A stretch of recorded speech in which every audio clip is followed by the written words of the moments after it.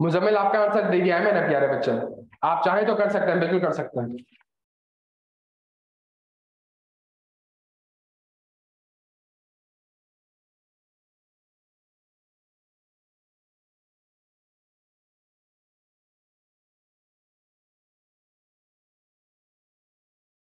Section 220 में है, page number 249।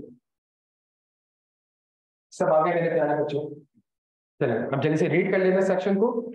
Every company, कोई एक्सेप्शन है ही नहीं भाई, सही। Every company shall, mandatory requirement है आपके लिए, शैल प्रिपेयर एंड कीप, सिर्फ बनाने नहीं है, संभाल के भी रखना है। कहाँ संभाल के रखना है? At its registered office, books of accounts and other relevant books and papers and financial statement for every financial year, which gives a true and fair view of the state of the affairs of the company, including that of its branch office or offices, if any.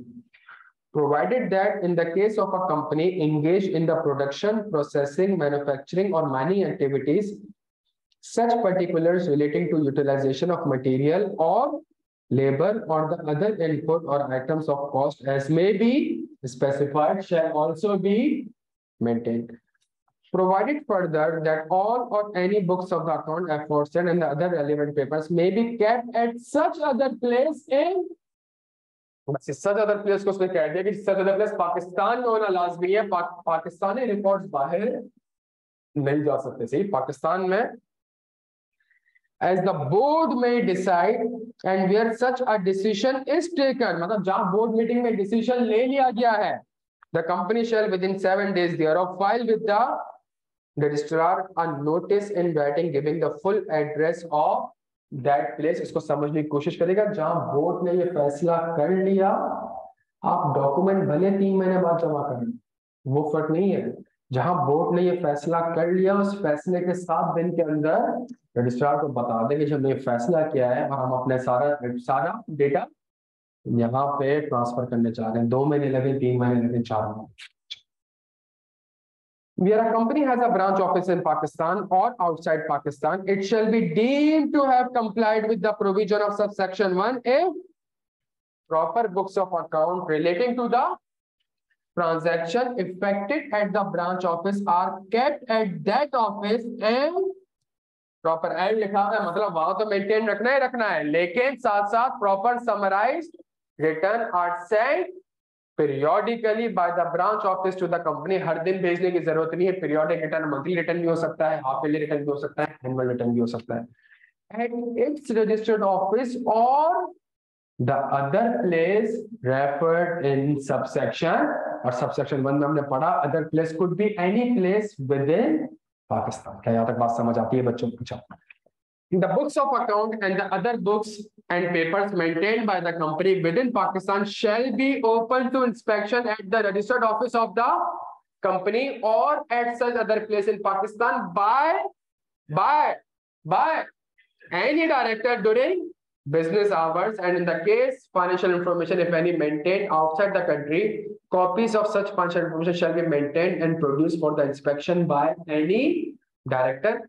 Where an inspection is made under subsection 3, the officers and the other employee of the company shall give to the director making such inspection all assistance in connection with the inspection which the company is reasonably expected to give, the books of accounts of every company relating to a period of not less than 10 financial years immediately preceding a financial year, or where the company had been in the existence of for a period less than 10 years in respect of all the preceding years, together with the vouchers relevant to any entry in such books of account shall be kept in good order।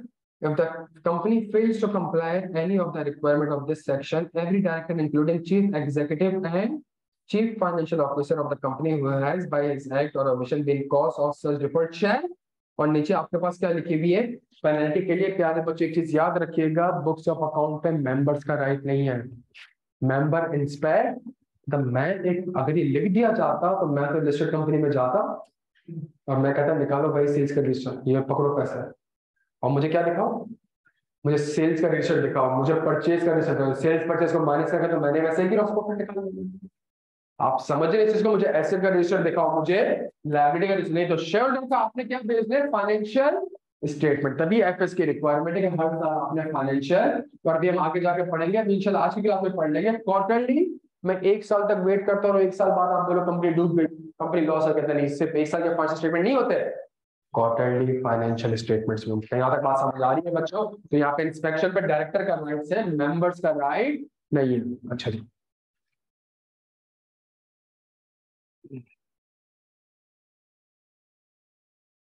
एक example 1 आ रही है page number 251 में। EHL was incorporated in the year 2000. The financial year ends on 30 June. The company has kept its books of account in professional, systematic and organized manner since incorporation. On 15 March 2022, due to shortage of space, the board of directors has approved that the books of accounts should only be kept up to the period prescribed by the Companies Act. EHL can dispose of such books of account up to the, हाँ जी, up to the financial year 2011। इसका मतलब है 2021 के maintain करने, 20 के 2021 से 10 साल पहले कह रहे तो 2011 तक के रिकॉर्ड्स आपने मेंटेन करने हैं। क्या यहां तक बात समझ आती है? सुनिएगा। ऑन 15 मार्च 2022, ऑन 15 अप्रैल 2022 होता तब,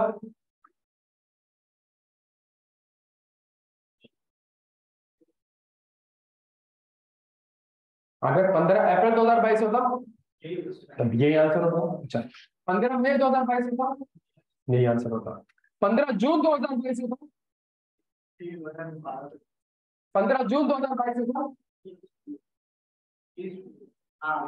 यही होता। 1 जुलाई 2022 होता, 1 जुलाई 2022 होता। फिर 2012 तक आपको मेंटेन करने थे 11, बिकॉज जब 1 जुलाई 2022 में आप दाखिल हुए तो आपका फाइनेंशियल ईयर कौन सा लग गया? 2022 का लग गया। फाइनेंशियल 2022 का लग गया तो इसका मतलब है 2022 तो मेंटेन करना ही करना है। इससे पिछले 10 साल, तो इससे पिछले, तो इसका ये मतलब नहीं है कि पिछले 10 साल में 22 उड़ा दो सारा, नहीं 22 उड़ा दो तो फिर एफएस कैसे बनाएंगे आप? तो 22 तो मेंटेन करना ही करना है। इससे तो फिर आप 21 भी काउंट करोगे, 20 भी काउंट करोगे, 19 भी, और करके आपका फिर अब आंसर कहाँ आ जाएगा? 2012 तक आ जाएगा। अगर पेपर में सवाल है 2011 के रिकॉर्ड की लास्ट डेट क्या है कि जिस वक्त उसको मैं रिमूव कर सकता हूं, जब आप दाखिल हो जाओगे 1 जुलाई 2022 को। सुनिएगा, 2011 का डेटा 1 जुलाई 2022 को। ये मेरी एक इक्वेशन समझ लें। कंपनी का ईयर एंड क्या है? 30 जून 2022। It mean financial year start कब हुआ होगा? 1 जुलाई 2021। ये एक फाइनेंशियल ईयर है, ये एक, अगर आप यहां कहीं भी मौजूद है तो इससे पिछले 10 फाइनेंशियल ईयर का डेटा, 10 साल का डेटा नहीं, 10। इसका मतलब है अगर आज आप 15 मार्च 2022 में खड़े हुए हैं तो इसका ये मतलब नहीं कि 15 मार्च से 10 साल पहले, नहीं नहीं नहीं नहीं, आप कौन से फाइनेंशियल ईयर में खड़े थे? 2022 फाइनेंशियल ईयर आपका 2022 है ना बच्चों, तो इसका मतलब है 21 का, 20, 19, 18, 17, 16, 15, 14, 13, 12। इट मींस 12 तक का रिकॉर्ड तो आपने मेंटेन। 12 का मतलब क्या है समझेगा? 1 जुलाई 2021 से लेके 1 जुलाई 2011 से लेके 30 जून 2012 तक आया था ना, मतलब 1 जुलाई 21 से लेके 30 जून 2012 ये आपका फाइनेंशियल ईयर है। इसका डेटा मेंटेन रखना है। 1 जुलाई से पहला जो एक दिन पहले चले जाएंगे, कौन से फाइनेंशियल में चले जाएंगे? 2011 में चले जाएंगे। जब 2011 के फाइनेंशियल में चलेंगे, वो सारा का सारा डेटा आप जला सकते हैं, फेंक सकते हैं, कुछ भी कर सकते हैं। क्या यहाँ तक बात समझ आती है बच्चों? क्लियर है हम सारे यहाँ पे? इसमें खुदा का वास्ता यूं ना समझेगा कि आप 15 मार्च में खड़े हैं तो 15 मार्च 2012 तक का डेटा आपने मेंटेन करना है। नहीं नहीं नहीं, 15 मार्च 2012 तक का डेटा मेंटेन नहीं करना। आप जिस फाइनेंशियल ईयर में खड़े हैं उसको आपको देखना होगा। ये नहीं कि मैं आज की डेट से 10 साल पहले जाऊंगा, आज के डेट में आज कौन से, इसका मतलब है यहां से लेके यहां तक पेपर में कोई भी डेटा आ जाए, the answer will remain same. Paper में कोई भी डेटा आ जाए यहां से लेके यहां तक, the answer will remain same. जहां पेपर में ये वाली डेट आ गई, तो मतलब जहां है तो 2022 ही, लेकिन ये फाइनेंशियल ईयर 2022 नहीं है, फाइनेंशियल ईयर 2023 23 में आप दाखिल हो चुका था, अब आपकी काउंटिंग 22 से स्टार्ट हो जाएगी। क्या यहाँ तक बात समझ आ रही है बच्चों? क्लियर है? सिंपल है यार, मैं तुम्हें पता है ना तुमको पार्शियल ईयर क्या होता है भाई। अच्छा जी चले।